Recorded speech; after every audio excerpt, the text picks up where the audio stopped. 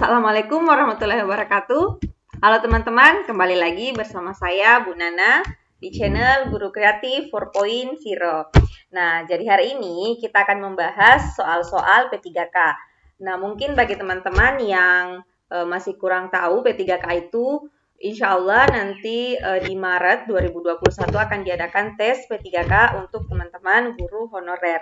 Nah, jadi kami memberikan pembahasan soal-soal ini sebagai bentuk persiapan teman-teman nanti ya. Nah, video ini merupakan video kedua dari kami yang membahas tentang P3K. Bagi teman-teman yang penasaran dengan video sebelumnya, silahkan cek di kolom deskripsi. Oke, tanpa perlu menunggu waktu lama lagi, mari kita bahas soalnya.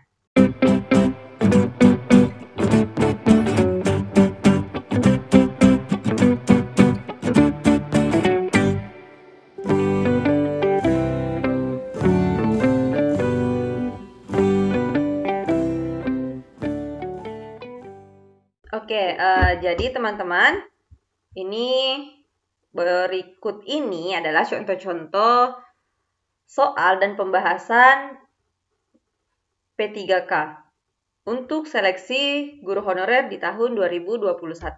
Nah, kita lihat. Soal yang pertama, tetangga Anda suka mengunggah informasi yang mengandung unsur pornografi di grup WA. Apa yang Anda lakukan sebagai guru? Di sini Anda ya. Ini Anda. Salah ketik. Oke, option A. Mengingatkan tetangga itu melalui grup WA agar tidak mengunggah informasi. Ini kurang tepat ya teman-teman. Kenapa? Karena mengingatkan melalui grup WA itu sedikit tidak sopan ya, atau kurang sopan. Nah, di sini kita mencari yang mana yang betul-betul sesuai dengan norma-norma yang ada ya. Yang kedua, mengingatkan tetangga itu melalui japri agar tidak mengunggah informasi atau gambar yang mengandung unsur pornografi. Nah, sebenarnya ini juga bisa menjadi opsi yang benar. Tetapi kenapa kita tidak memilih opsi melalui japri? Mengingat ketika kita memberitahu seseorang melalui media sosial atau melalui media tulisan, terkadang terjadi kesalahpahaman. Makanya kita tidak memilih option B. Ya, jadi A dan B ini kita eliminasi. Sekarang kita lihat option C. Mengingatkan tetangga itu secara langsung agar tidak mengunggah informasi atau gambar yang mengandung unsur pornografi. Nah, ini yang tepat. Kenapa? Dengan kita mengingatkan secara langsung, artinya kita dapat mengontrol bahasa yang bisa keluar dari mulut kita sehingga tidak membuat tetangga itu tersinggung. Nah, karena kita sudah menemukan jawaban yang tepat di option C, maka option D dan option E tidak perlu kita lihat lagi. Jadi teman-teman, ketika kita menemukan soal-soal yang bentuknya seperti ini, yang membahas soal-soal kepribadian, kita harus memikirkan dengan matang-matang jawaban apa yang seharusnya kita pilih, ya seperti itu. Nah, kita lihat soal yang kedua. Y sudah 3 tahun bekerja sebagai guru di sekolah ABC, dan Y sangat menikmatinya. Tiba-tiba, Y mendapat instruksi untuk pindah ke sekolah lainnya, yang kondisi sistem dan siswanya sangat berbeda. Kondisi yang paling sesuai pada diri Anda adalah A. Menerima saja walau dengan berat hati. Karena ada kata berat hati, maka ini kita eliminasi. B. Memaksakan diri saya. Di awal kalimatnya sudah ada kata memaksakan diri, artinya ini dalam keadaan terpaksa, berarti dia salah. Option C, menerima dan akan bekerja sebaik mungkin, serta belajar menyesuaikan diri. Nah, artinya, ini benar ya option C, artinya kita tidak menolak untuk melakukan hal-hal yang berbeda atau yang di luar zona nyaman kita, dan kita belajar untuk menyesuaikan diri. Jadi teman-teman harus ingat bahwa sebagai ASN ataupun pegawai ya P3K ya seperti itu ya, kita itu harus bisa beradaptasi di lingkungan atau di kondisi manapun seperti itu. Nah, jadi option D dan option E kita tidak perlu lihat ya. Oke, kita lanjut. Nah, seorang guru memberikan tugas di kelas. Tugas tersebut termasuk tugas baru dan tergolong sulit. Beberapa siswa mengerjakannya dengan baik dan beberapa siswa masih kurang maksimal. Bagaimana cara menyampaikan pada siswa yang masih kurang maksimal agar tidak menyinggung perasaan dan lebih memotivasi mereka untuk mengerjakan lebih baik lagi? A. Seharusnya jika kamu kurang paham pelajaran ini, kamu dapat bertanya kepada teman-temanmu yang lebih paham, agar hasilnya tidak seperti ini. Nah, ini adalah option yang kurang tepat. Kenapa?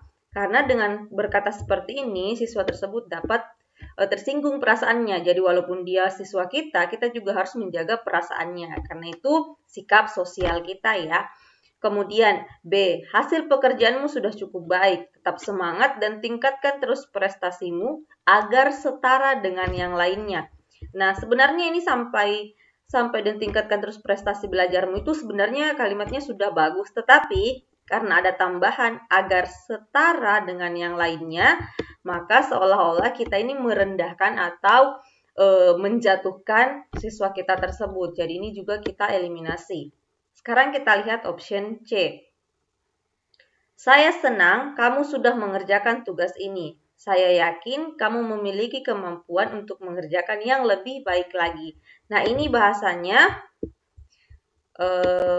halus dan tepat sasaran ya. Jadi jawabannya adalah option C. Option D dan option E tidak tepat ya. Kita lanjut. Ada siswa Anda yang berakhlak baik memiliki prestasi belajar rendah. Bila dalam ujian akhir nanti tidak mendapatkan nilai yang baik, maka tidak bisa naik kelas. Kebetulan anak Anda sendiri memiliki prestasi belajar yang tinggi di kelas dan sebangku dengan siswa tersebut. Menurut Anda, tindakan terbaik yang dilakukan adalah A. Meminta anak saya membantu memberitahukan jawaban untuk soal-soal yang dianggap sulit. Ini salah atau kurang tepat. Kenapa? Karena kita mengajarkan anak-anak untuk berbuat curang, ya. Jadi salah. Bagian B, meminta anak saya untuk tidak mempedulikan masalah yang dihadapi temannya. Ini juga kurang tepat. Karena kita mengajarkan kepada anak kita untuk tidak peduli terhadap keadaan orang lain, ya. Bagian C, mengingatkan anak saya untuk tidak membantu orang lain dengan cara yang keliru. Nah, ini masih kurang tepat ya. Bagian D, mengingatkan pentingnya belajar dan kejujuran serta meminta anak saya untuk belajar bersama temannya tersebut untuk mempersiapkan ujian. Nah, ini yang paling tepat karena di sini kita mengingatkan pentingnya belajar, pentingnya kejujuran, kemudian meminta untuk belajar bersama. Option E tidak perlu kita lihat lagi ya. Oke, lanjut. Seorang warga mendatangi seorang guru. Warga mengeluhkan seringkali beberapa siswa mengendarai sepeda motor dengan kencang. Ini dengan kencang ya. Dengan suara knalpot yang sangat bising. Sudah lama masyarakat mengeluhkan hal ini. Di sekolah sebenarnya sudah ada tulisan dan pemberitahuan bahwa semua siswa tidak diizinkan membawa sepeda motor ke sekolah. Namun, beberapa siswa tetap membawa sepeda motor dan menitipkannya di rumah warga. Sebagai guru yang mendapat laporan tersebut, apa yang Anda akan lakukan? A. Memanggil orang tua siswa yang melanggar ke sekolah dan meminta agar si anak tidak diizinkan membawa sepeda motor. Masih kurang tepat, kita masih membutuhkan yang lebih halus. Kemudian B. Bersama-sama seluruh komponen sekolah untuk mengambil tindakan mencegah siswa membawa sepeda motor ke sekolah. Ini juga masih kita tidak melibatkan. Kenapa bagian B ini kurang tepat? Karena kita tidak melibatkan kepala sekolah yang merupakan bisa dikatakan pemegang jabatan tertinggi sekolah ya. Kemudian C, saya menyampaikan hal ini kepada kepala sekolah bersama komponen sekolah, mengumpulkan siswa yang melanggar, serta memberikan bimbingan cara menyelesaikannya. Nah, ini yang paling tepat karena kita sudah melibatkan seluruh kepala sekolah, kemudian seluruh komponen sekolah, dan memanggil siswa yang melanggar. Jadi, kita bisa tepat sasaran. Bagian D kurang tepat, bagian E juga. Kita lanjut. Anda diminta menjadi salah satu juri dari 5 juri lomba kebersihan antar RT di wilayah desa kelurahan tempat tinggal Anda. Ketika menilai kebersihan RT sendiri, Anda mengalami konflik batin pada saat rapat tim juri penentuan juara. Hal apa yang akan Anda lakukan? A. Mengusulkan kepada ketua tim juri agar penilaian Anda terhadap RT sendiri tidak digunakan. Ini kurang tepat. Ya, kenapa? Artinya Anda meragukan objektivitas Anda dalam menilai ya. Bagian B, membiarkan hasil penilaian Anda di RT sendiri menjadi bahan pertimbangan juara karena Anda menilai dengan objektif. Jadi ini tepat. Karena Anda menilai secara objektif, jadi biar saja penilaian Anda menjadi bahan pertimbangan, itu tidak masalah ya. Karena ini sudah betul, berarti option C, option D, dan option E tidak perlu lagi kita lihat ya. Kita lanjut. Seorang siswa memprotes gurunya karena dianggap telah memberikan nilai yang rendah. Menurut siswa, ia telah belajar dengan giat dan dapat mengerjakan soal-soal dengan mudah. Beberapa temannya yang merasa kesulitan mengerjakan soal ulangan harian justru mendapat nilai yang lebih baik. Bagaimana tanggapan Anda terhadap siswa itu? Oke, kita lihat bagian A. Menunjukkan dokumen hasil ulangan harian dengan perasaan kecewa. Yang membuat ini kurang tepat karena adanya kata perasaan kecewa ya. Kemudian bagian B. Menunjukkan dokumen ulangan dan menjelaskan alasan mengapa siswa itu mendapat nilai sesuai yang diperolehnya. Jadi ini sudah tepat bagian B. Jadi yang perlu kita lakukan jika siswa misalnya memprotes nilainya, kita boleh memperlihatkan dokumen ulangannya, kemudian kita jelaskan alasan kenapa hal itu bisa terjadi. Nah, jika teman-teman ingin melihat misalnya kenapa sih option C itu salah, kita lihat. Menjawab protes siswa dengan menunjukkan rekap data seraya menyampaikan agar perbuatan protes itu tidak diulangi lagi. Nah, ini juga kurang tepat. Kenapa? Tidak ada salahnya jika misalnya siswa tersebut menanyakan nilai yang diperolehnya.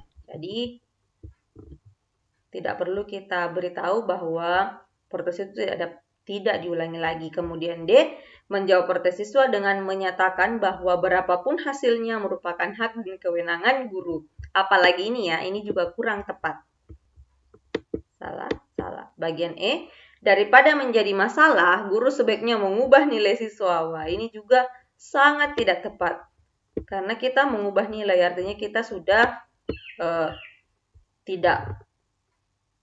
artinya kita sudah meragukan hasil dari penilaian kita itu, ya. Next.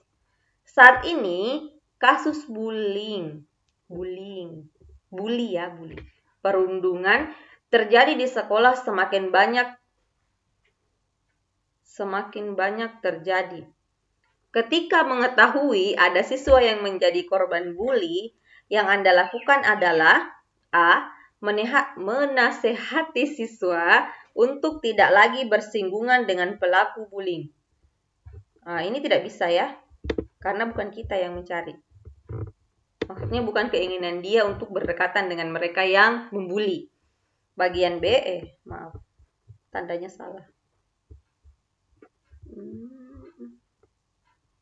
Ini salah. Bersimpati dan membesarkan hati siswa yang menjadi korban bully. Nah, bersimpati dan membesarkan hati itu tidak menyelesaikan masalah itu, tidak menyelesaikan masalah bully tadi. Bagian C, mempertemukan pelaku dan korban bullying untuk menyelesaikan masalah serta menjelaskan arti penting berteman dengan cara yang baik. Nah, dengan melakukan hal ini, kita dapat menyelesaikan persoalan atau kasus bully tadi. Jadi kita mempertemukan antara pelaku dan korbannya, kemudian menjelaskan bahwa berteman itu baik, seperti itu. Maka ini yang benar, option D dan option E sudah boleh kita eliminasi. Nah, pertanyaan selanjutnya, ada situasi ketika semua yang kita lakukan terasa tidak dihargai oleh orang lain. Seolah-olah semuanya salah dan tidak ada gunanya. Reaksi Anda terhadap situasi ini adalah tidak memandang penting apapun pendapat orang tentang yang saya lakukan. Wah, ini artinya Anda acuh ya, tak acuh terhadap apa yang dikatakan orang lain. Ini juga tidak baik. Bukan pribadi yang diinginkan atau bukan pribadi yang mencerminkan seorang ASN yang baik. Option ini salah, kurang tepat. B, menghentikan apa yang saya lakukan, ini juga kurang tepat. Siapa tahu yang Anda lakukan itu sudah betul. Ya. Bagian C, melakukan protes kepada setiap orang yang tidak menghargai saya. Tidak bisa juga ya. Itu hak orang untuk melakukan sesuatu. Nah, ya bagian D, mengungkapkan tentang apa yang harus saya lakukan kepada orang yang tidak menghargai saya. Ini juga masih kurang tepat. Bagian E, melakukan klarifikasi pada orang yang tidak menghargai apa yang saya lakukan. Nah, betul sekali. Jadi, kita bisa melakukan klarifikasi kepada orang yang mungkin tidak menghargai kita. Bisa saja setelah kita lakukan klarifikasi, mereka akan mencoba untuk menghargai apa yang kita lakukan. Seperti itu. Oke, nah untuk bagian ini atau pada video ini, sekian dulu pembahasan soal kami. Insya Allah kami akan melanjutkan pembahasan di video-video berikutnya. Nah, semoga apa yang kami bahas hari ini dapat bermanfaat bagi teman-teman. Selalu semangat untuk mempersiapkan tes P3K-nya. Semoga teman-teman lulus dalam seleksi P3K tahun 2021. Terima kasih. Wassalamualaikum warahmatullahi wabarakatuh.